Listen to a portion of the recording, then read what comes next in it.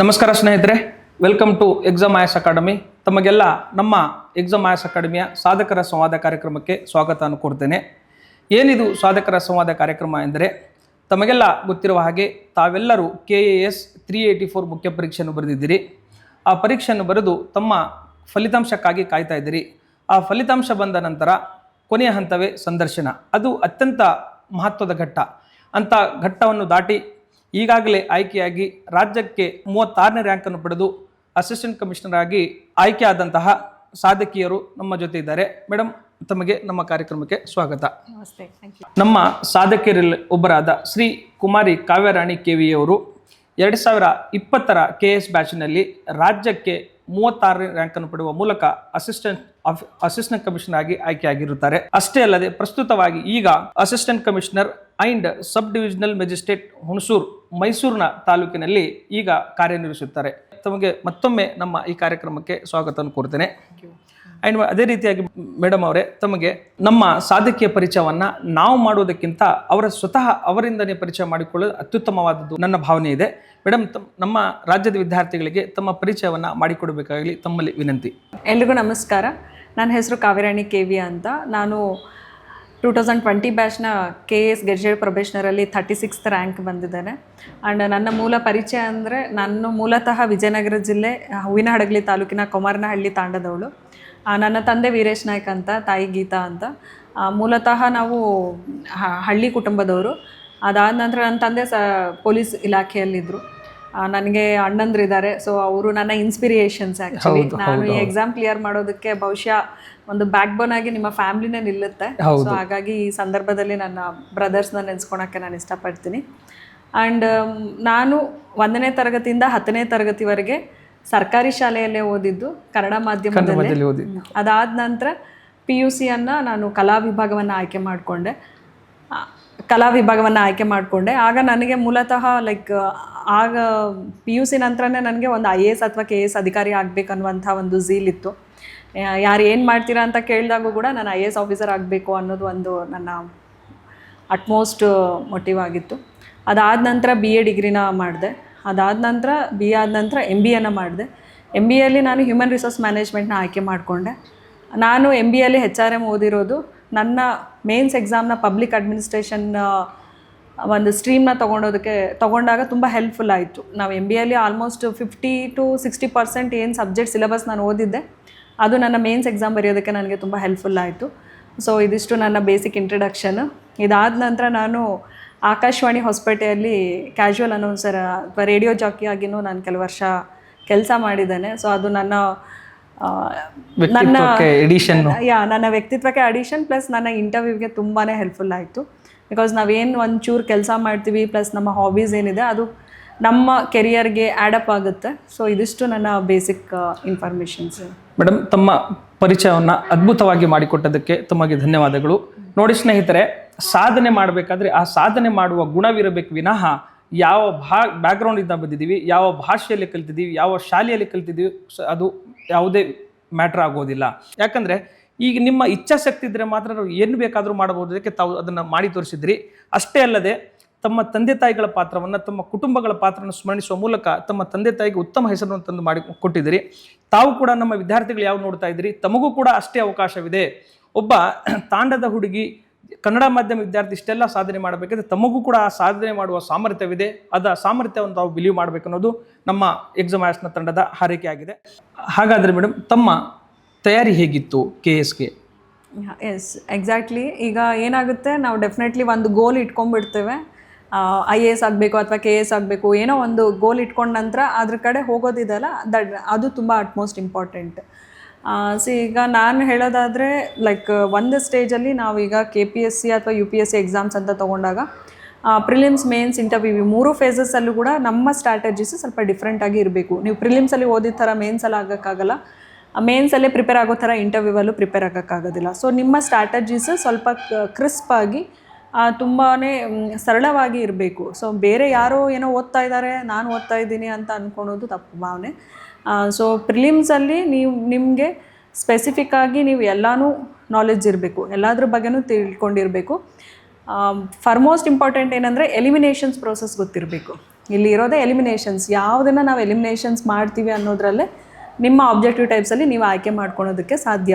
ಯಾಕೆ ಅಂದರೆ ಲೈಕ್ ಎಲ್ಲನೂ ನೀವು ಕವರ್ ಮಾಡ್ಲಿಕ್ಕೆ ಆಗೋದಿಲ್ಲ. ಫಿಲಿಮ್ಸಲ್ಲಿ ನೀವು ಜನರಲ್ ನಾಲೆಜು ಓದಬೇಕು, ಎಲ್ಲ ಸಬ್ಜೆಕ್ಟ್ಸು ಓದಬೇಕು, ಕರೆಂಟ್ ಅಫೇರ್ಸ್ ಓದಬೇಕು, ಯಾವ ಮೂಲೆಯಿಂದ ಯಾವುದು ಕೇಳ್ತಾರೆ ಅನ್ನೋದು ಗೊತ್ತಾಗಲ್ಲ. ಸ್ವಲ್ಪ ಬೇಸಿಕ್ ನಾಲೆಜ್ ಇಟ್ಕೊಂಡು ಎಲಿಮಿನೇಷನ್ಸ್ ಪ್ರೊಸೆಸಲ್ಲಿ ನಿಮಗೆ ಆಬ್ಜೆಕ್ಟಿವ್ಸಲ್ಲಿ 4 ಒಂದು 2 ನಿಮಗೆ ಇದು ಅಥವಾ ಇವೆರಡರಲ್ಲಿ ನಾವು ಚಾಯ್ಸ್ ಮಾಡ್ಕೋಬೇಕಂದಾಗ ಸೊ ಪ್ರಿಲಿಮ್ಸಲ್ಲಿ ನಿಮಗೆ ಹೆಲ್ಪ್ಫುಲ್ ಆಗುತ್ತೆ. ಸೊ ಈ ಮೇನ್ ಸ್ಟ್ರಾಟಜಿ ನೀವು ಇಟ್ಕೊಬೇಕು. ಅದಾದ ನಂತರ ಮೇನ್ಸ್ ಬಂದಾಗ mains is the easiest part ನನ್ನ ಪ್ರಕಾರ. ಓಕೆ. ಬಿಕಾಸ್ ಇಲ್ಲಿ ಏನಾಗುತ್ತೆ ಅಂದರೆ ನಿಮಗೆ ಪ್ರಿಸ್ಕ್ರೈಬ್ಡ್ ಸಿಲೆಬಸ್ ಕೊಟ್ಟಿರ್ತಾರೆ. ಆ ಸಿಲೆಬಸ್ ಪ್ರಕಾರ ನೀವು ಓದ್ಕೊಂಡು ನೀಟಾಗಿ ಅದನ್ನು ಮೆಮೊರಿ ಇಟ್ಕೊಂಡ್ರೆ ಸಾಕು. ಸೊ ನೀವು ಹೇಗೆ ಒಂದು ಡಿಗ್ರಿ ಮಾಡ್ತೀರಾ ಆ ಥರನೇ ಇರುತ್ತೆ ಅಂತ ನನ್ನ ಅಭಿಪ್ರಾಯ. ಯಾಕೆ ಅಂದರೆ ನಿಮಗೆ ಎಲ್ಲನೂ ಸಬ್ಜೆಕ್ಟ್ ಮೇ ಬಿ ವಾಸ್ಟ್ ಆಗಿರ್ಬೋದು, ತುಂಬ ವಾಸ್ಟ್ ಆಗಿರುತ್ತೆ. ಒಂದೊಂದು ಸಬ್ಜೆಕ್ಟಲ್ಲಿ 3-4 ಪೇಪರ್ಸ್ ಇರುತ್ತೆ.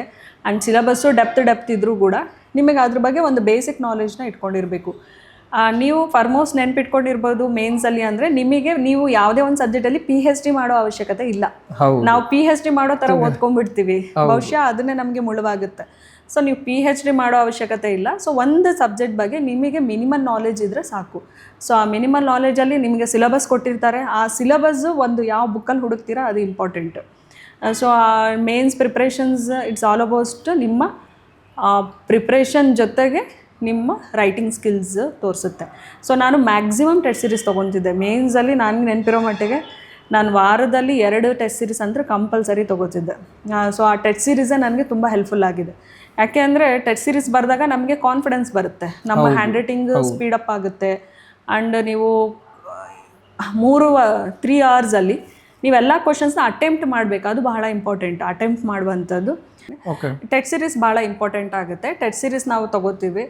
ಸೊ ನನ್ನಲ್ಲಿ ಒಂದು ಅನುಭವನ ನಾನು ಹೇಳಕ್ಕೆ ಇಷ್ಟಪಡ್ತೀನಿ. ಬಿಕಾಸ್ ಇದು ಪ್ರೋಸೆಸ್ ಏನಿದೆ ಅಲ್ಲ, ಇಲ್ಲಿ ಕನ್ಸಿಸ್ಟೆನ್ಸಿ ಅನ್ನೋದು ಬಹಳ ಇಂಪಾರ್ಟೆಂಟ್. ನಾವು ಒಂದು ಟೈಮಲ್ಲಿ ಒಂದು ಮೂಮೆಂಟಲ್ಲಿ ಅನಿಸ್ಬಿಡುತ್ತೆ ನಾವು ಇಲ್ಲಿ ಬಿಟ್ಟು ಹೋಗ್ಬಿಡೋಣ ಅಂತ. ಸೊ ನನಗೂ ಆ ಥರ ಒಂದು ಮೂಮೆಂಟ್ ಬಂತು. Like it was next day Monday ಇತ್ತು, ಟೆಸ್ಟ್ ಸೀರೀಸ್ ಇತ್ತು, ನಂದು ಟೆಸ್ಟ್ ಸೀರೀಸ್ ತೊಗೊಳುವಂಥ ಡೇ ಇತ್ತು. ಆದರೆ ಹಿಂದಿನ ದಿನ ಸಬ್ಜೆಕ್ಟ್ ಓದೋಕ್ಕೆ ಆಗಲಿಲ್ಲ. ಆ ಸಬ್ಜೆಕ್ಟ್ ಹೆಸರು ಹೇಳ್ಬಿಡ್ತೀನಿ ನಾನು, ಇಟ್ ವಾಸ್ ಜಿಯೋಗ್ರಫಿ. ನನಗೆ ಓದೋಕ್ಕೂ ಆಗ್ತಾ ಇರಲಿಲ್ಲ, ಲೈಕ್ ನಂಗೆ ಅರ್ಥನೂ ಆಗ್ತಾ ಇರಲಿಲ್ಲ. ಬೇಸಿಕಲಿ ನಾನು ಆರ್ಟ್ಸ್ ಬ್ಯಾಕ್ಗ್ರೌಂಡ್, ಜಿಯೋಗ್ರಫಿ ಅಂದರೆ ಸ್ವಲ್ಪ ಟೆಕ್ನಿಕಲ್ ಆಗೋದಿಲ್ಲ, ಬಿಟ್ಟು ಹೋಗ್ಬಿಡೋಣ ಅಂತ ನಾನು ನನ್ನ ಅಣ್ಣಗೆ ಕರ್ಸ್ಕೊಂಡೆ. ನನ್ನ ಬ್ರದರ್ಗೆ, ನನ್ನ ದೊಡ್ಡಣ್ಣ ಕಾರ್ತಿಕ್ ಅಂತ, ಅವರಿಗೆ ಕರ್ಸ್ಕೊಂಡಾಗ ನಮ್ಮ ಅಣ್ಣಗೆ ಹೇಳಿದೆ ಇಲ್ಲ ಅಣ್ಣ ಆಗ್ತಾ ಇಲ್ಲ ಅಂತ. ಅದಕ್ಕೆ ನಮ್ಮ ಫಾದರ್ಗೆ ಫೋನ್ ಮಾಡಿ ಕೊಟ್ಟರು.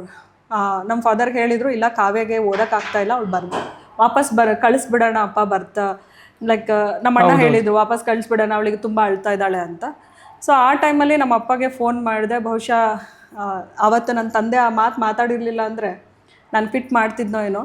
ಅವತ್ತು ನನ್ನ ತಂದೆ ಫೋನ್ ಮಾಡಿ ಹೇಳಿದಾಗ ಈ ಥರ ನಂಗೆ ತುಂಬ ಟಫ್ ಆಗ್ತಿದೆ ಅಂತ ಅಂದಾಗ ನಮ್ಮ ಫಾದರ್ ಹೇಳಿದರು, ನೀನು ಅಳೋ ಏನೋ ಅವಶ್ಯಕತೆ ಇಲ್ಲ, ಅಳ್ಬೇಡ, ಅವಶ್ಯಕತೆ ಇಲ್ಲ.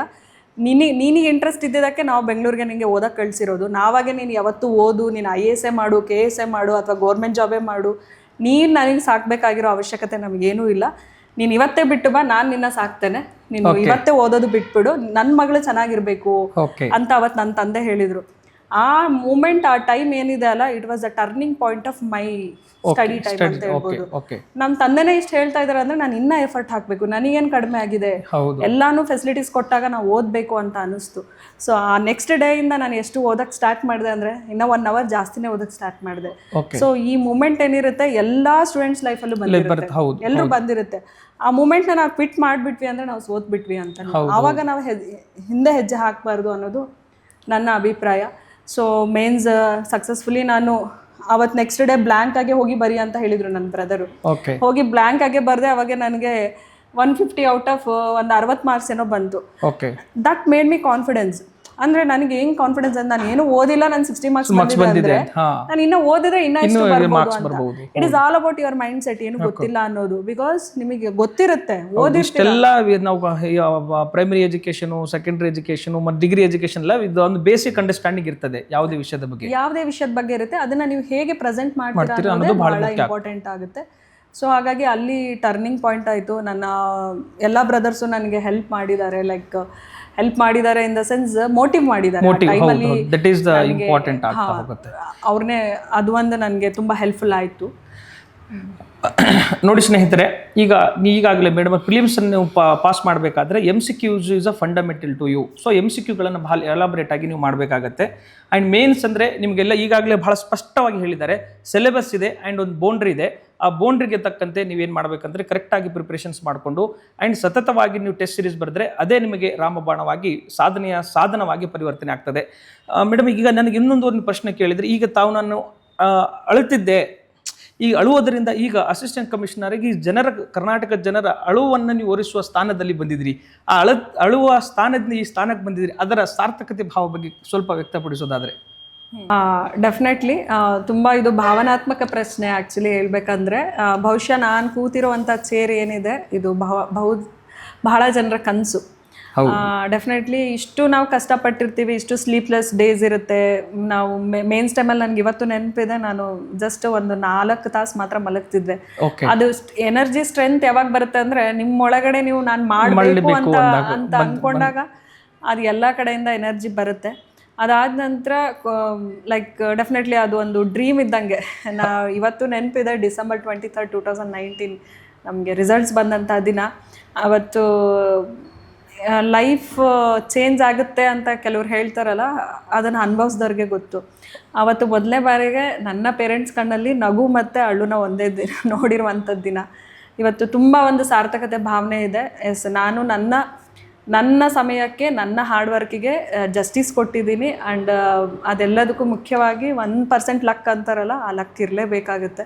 ಆ ಲಕ್ ಇಲ್ಲ ಅಂದರೆ ಬಹುಶಃ ನಾನು ಇರ್ತಿರ್ಲಿಲ್ವೇನೋ. ಸೊ ಹಾಗಾಗಿ ಇವತ್ತು ಎಷ್ಟೋ ಜನ ರೈತರು ಆಗಿರ್ಬೋದು, ಎಷ್ಟೋ ಜನ ನಮ್ಮ ಒಂದು ಎಕ್ಸ್ಪೆಕ್ಟೇಷನ್ಸಲ್ಲಿ ಒಬ್ಬ ಅಧಿಕಾರಿಯಿಂದ ಒಂದು ಸೇವೆಯನ್ನು ಎಕ್ಸ್ಪೆಕ್ಟ್ ಮಾಡ್ತಾ ಬರ್ತಾರೆ.